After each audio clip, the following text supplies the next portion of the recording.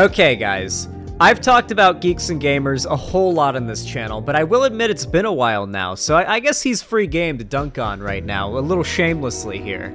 Now, for those of you guys who aren't aware, Geeks and Gamers is like, sort of like a little quartering seedling. His subgrowth hasn't really been very, you know, staggering or anything like that. He maintains a pretty decent viewership. If we go ahead and we take a look at his content here, he's maintaining decent viewership, but he uploads pretty damn regularly. He's doing the same go woke, go broke, criticize every bit of media that has anything progressive in it, grift, right?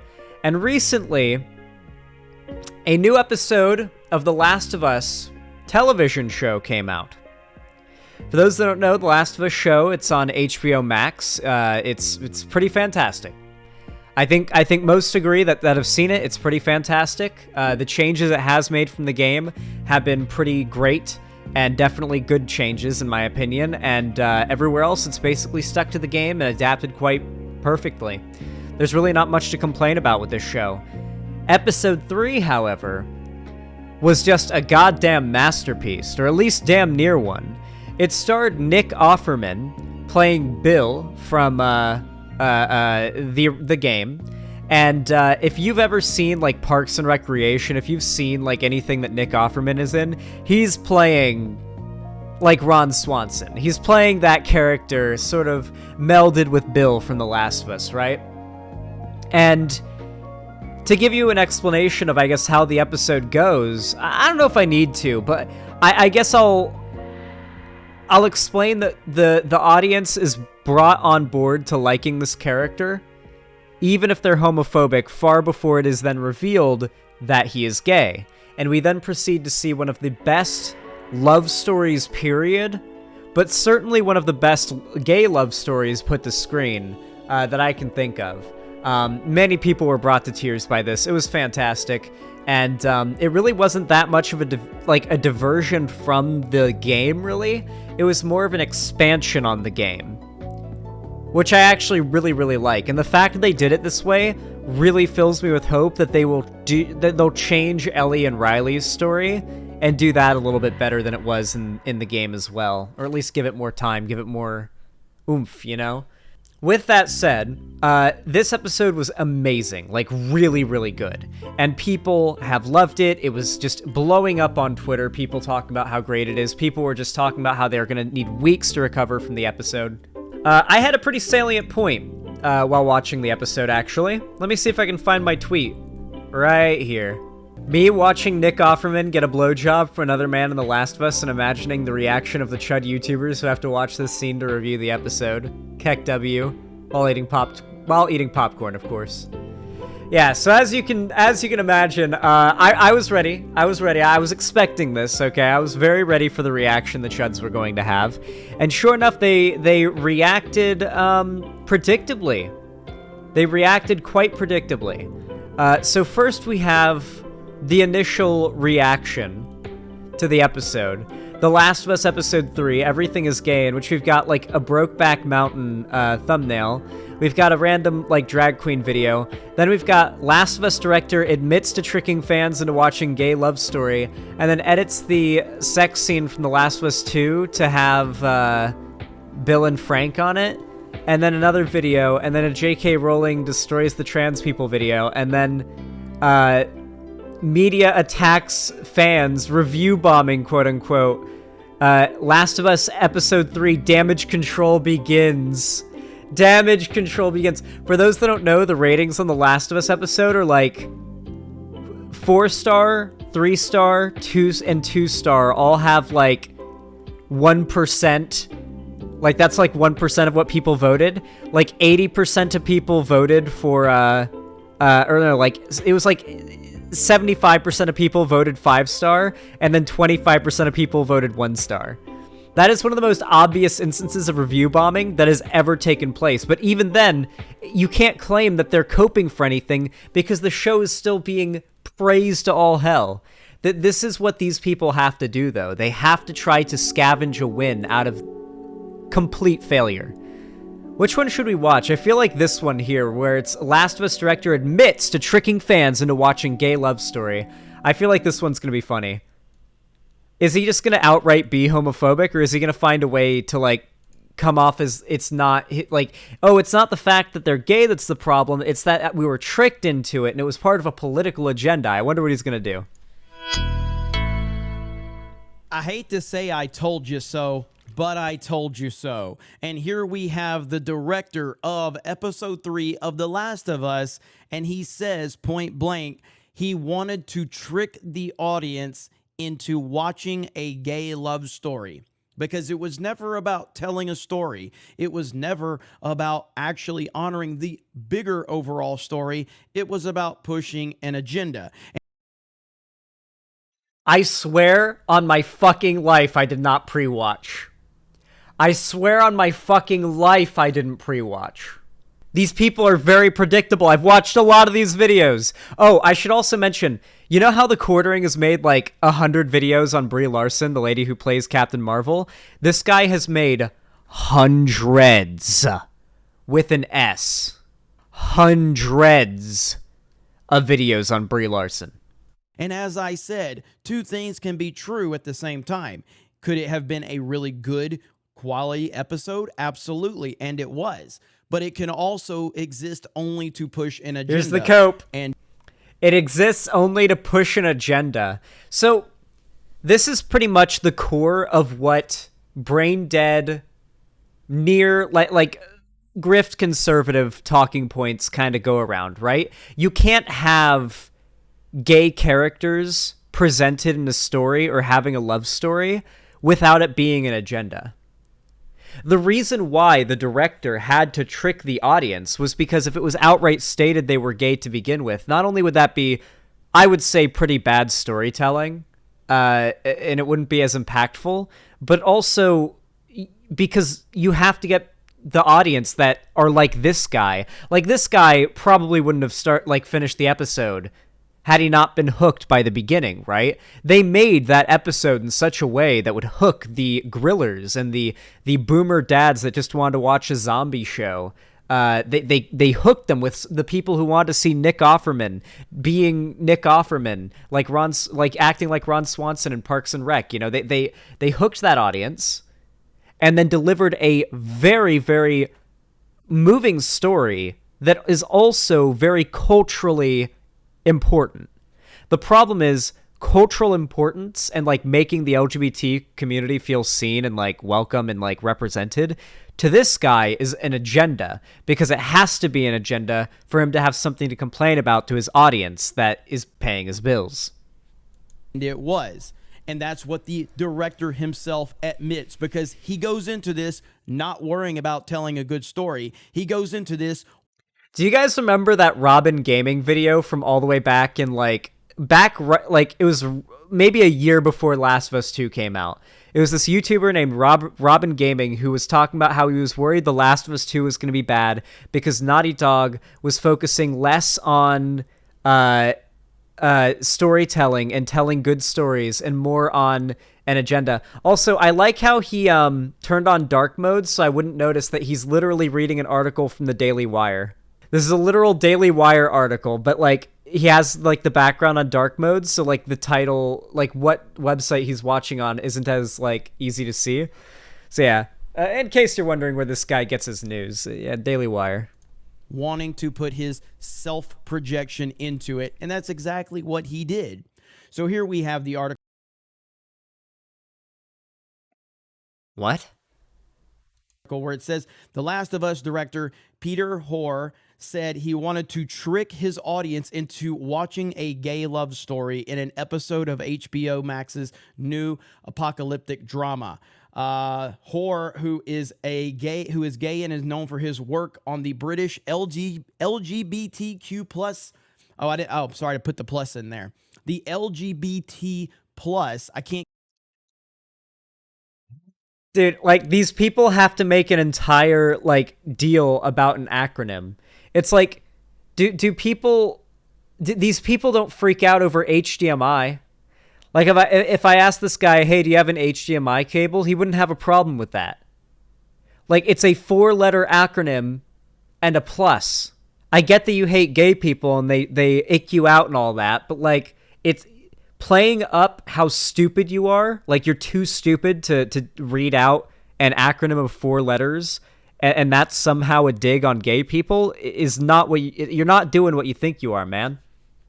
Can't keep up with it anymore. Miniseries It's a Sin. Unfortunate Said that last he wanted name. the viewers to see that it was the same love as straight people, but just between 2 guys. Notice that this has nothing to do 2 with actually big trying to tell guys. the story that complements the overall story. No, it's about this.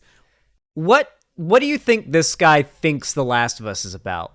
The Last of Us is about relationships and how they can be toxic and how they can be healthy.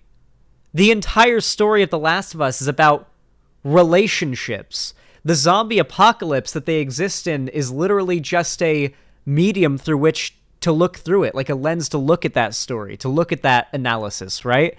It's why all of the most memorable and interesting parts of The Last of Us are all the different characters you meet and their stories. Yeah, it's about humans and our struggles, yeah.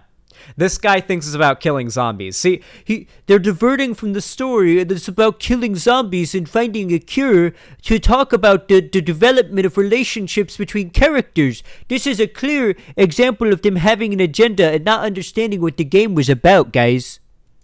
This centrally focused agenda that this director is wanting to put into it, because that's what it was always about. So I was right once again, and I'll continue to take credit for that. Thank you very much. But ultimately, I think the Daily Wire, as we get further into this article, they're being a little disingenuous, and we'll get into that here in a minute.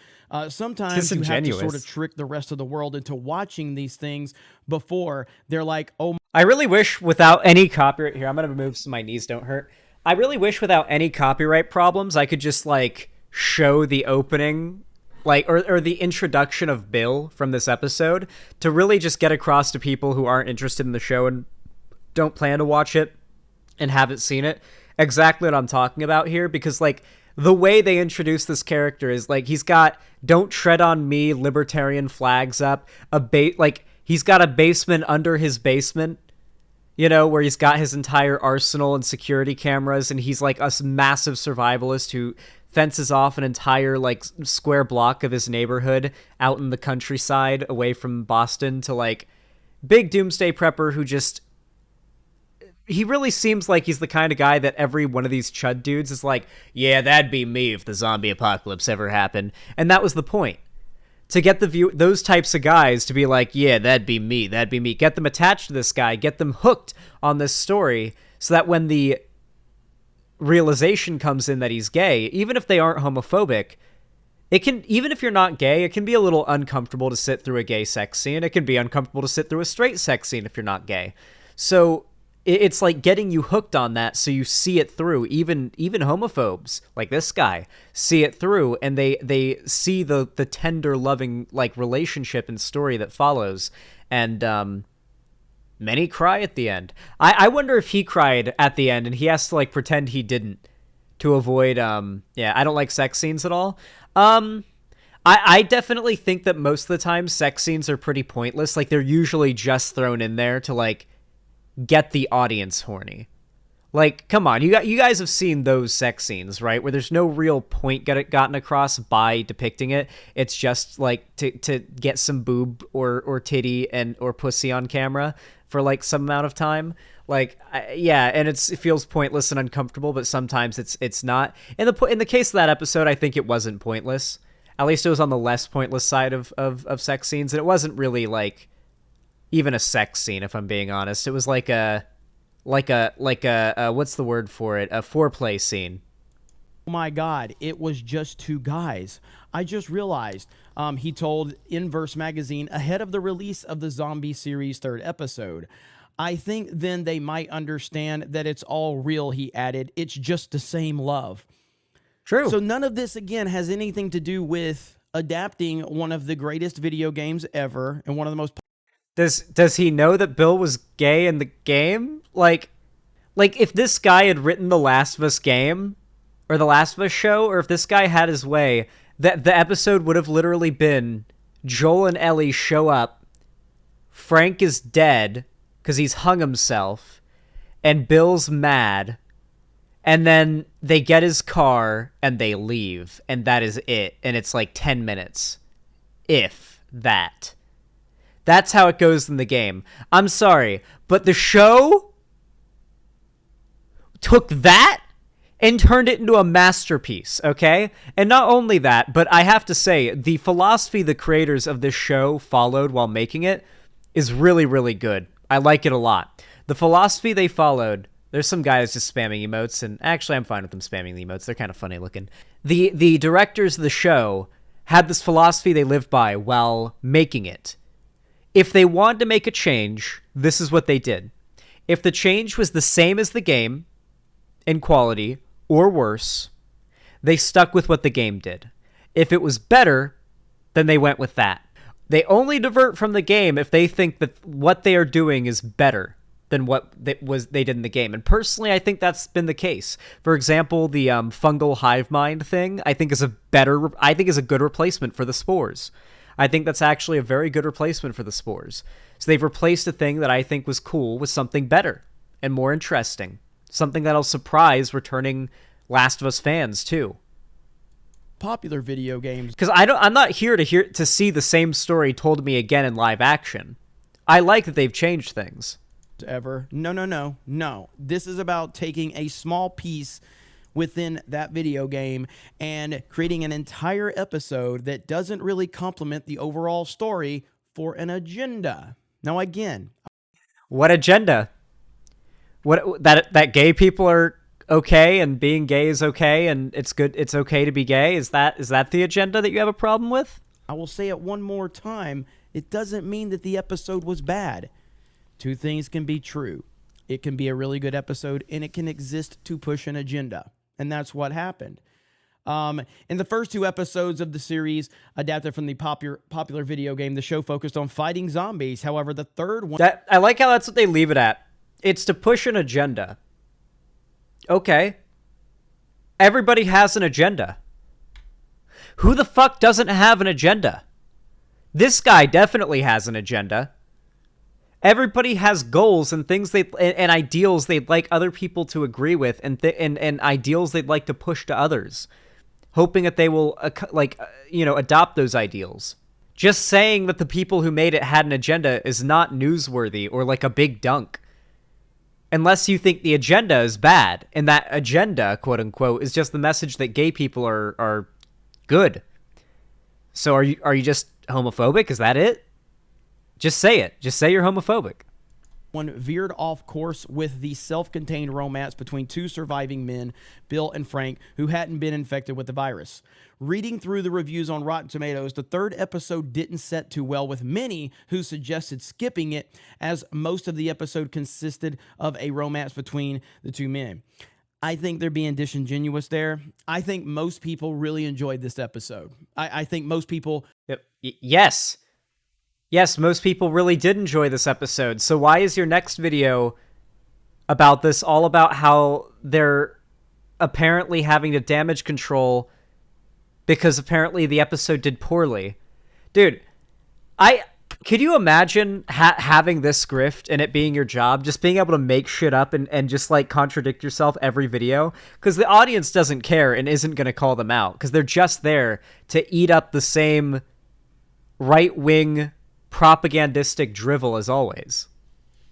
Really enjoyed this episode. Debate Geeks and Gamers, I'd love to. Tomatoes, you'll see it's still sitting at an insane 93% audience rating. So okay, then why is your next video about them damage controlling, quote unquote? So trying to say that most people didn't enjoy it, I think. So I like how. So basically, what he's doing here is when the take needs to be that. No, people enjoy this, which proves they aren't homophobic, then that's the case. But when the take needs to be people don't enjoy this because they don't want an agenda shoved in their face, then that's what it is. They can just switch back and forth between two contradictory opinions when they need to. I see what's happening here. I think you probably found some comments that said that, and I've seen some of those comments on my video. But my video, I'm getting crushed. I'm getting crushed for criticizing this episode.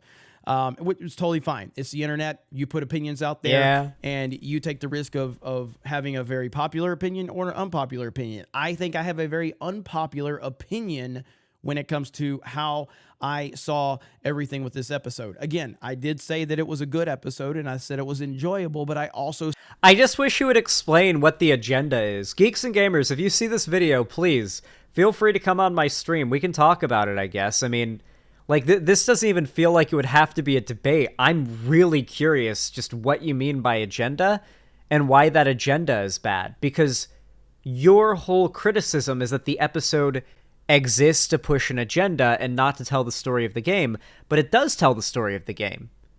The story of the game is still told. The only change they made is that Bill is now dead as opposed to alive as he was in the game, I believe.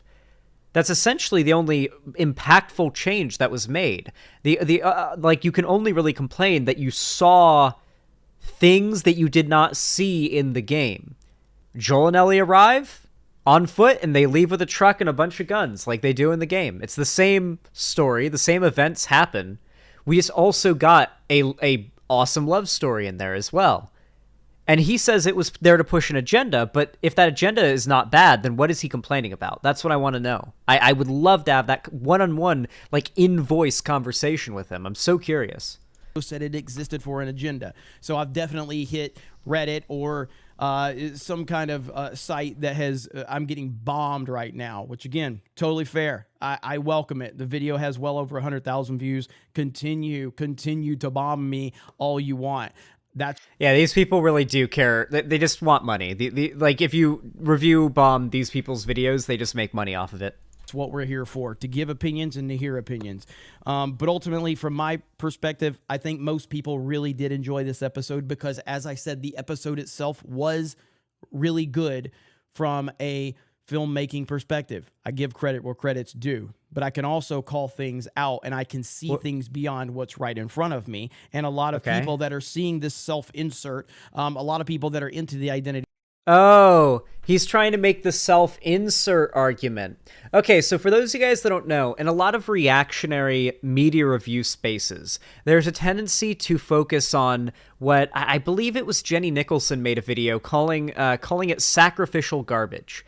There is a lot of media out there that has very progressive aesthetics that is garbage, right? And these reactionary YouTubers, and a lot of it contains self-inserts because it's from, like, young, progressive, gay, like, you know, creators and whatnot. And they put a lot of self-inserts into their media, and it can be very explicit. Hey, Every Gretel. It can be very explicit, and it can be, like, a little bit cringy at times. And so a lot of these content creators build, like, have built a culture around calling out self-inserts, or, like, pointing out what could be a self-insert as being like a massive it was Jenny Nicholson, Sarah Z, not Jenny Nicholson. Okay, my bad. I'm bad with these names. I'm bad with the names of these content creators that do video essays, okay? They all these video essayists look the same to me, okay? I'm racist towards video essayists. Anyway, yeah, I think it was Sarah Z, and basically it was about how this media is genuinely bad, and there will be instances of self-insert, such as, for example, Velma. Velma, from my understanding, was literally supposed to be a show that Mindy Kaling pitched as being a cartoon about her, but it didn't get off the ground, and they couldn't get it, like, made, so they, like, adopted the Scooby-Doo IP, and she just made Velma her, and voiced her, and then changed all the characters to be different characters that she needed them to be for her story she wanted to tell. So it's like one of the most cringe examples of doing a self-insert you could imagine Velma is. And so he's trying to skate on the already existing hatred for self-insert such as that exists in these spaces and try to, like, redirect that hatred towards The Last of Us Episode 3. Politics. They just think if you criticize this in any way, shape, or form, you're the worst person in the world and you're against all LGBTQSIAC3. Then explain what your problem is, other than it's an agenda. What is the problem with the agenda? Everybody has an agenda, so how is this one bad? PO people. That's what they believe, and they're lifelong victims. That's what they're always going to believe. There's nothing I can do to change that. But at the end of the day, the director himself admitted that this was all a trick. It was all a trick to get people to watch a gay love story that is directly from the person. Okay. There is a difference between it was all a trick to get an audience into watching a gay love story and the director tricked the audience into watching a gay love story. This is one episode out of, I believe, 9? I believe there's a total of 9 episodes, and both characters in question are, spoilers, deceased by the end of the episode. Unless we get some flashbacks or something, I'm pretty sure that's it. I'm pretty sure we got those characters, and I'm pretty sure that story was told. I'm pretty sure it was just like they wanted to tell that story, that gay love story, in this world, inside of this story, because it fits alongside the story of Bill that already exists in what they're adapting. The only way you can have a problem with this is if you're homophobic. I'm going to be completely real. It was a masterpiece of an episode. That was involved with the creative process of this episode. You guys have a great day. Thank you very much for checking out this video, and we will... Christ, okay. Yeah, well, there you go. Just know that these people are absolutely farming massive amounts of clicks and revenue off this shit. So, if that doesn't hurt you to your core, then it should. It really should. Anyway, you guys know what to do you guys know what to do if you enjoyed this video. I'm not doing the whole spree like this guy does. I've already got a pre-recorded outro now. But all your support is, as always, very much appreciated, and thank you for watching.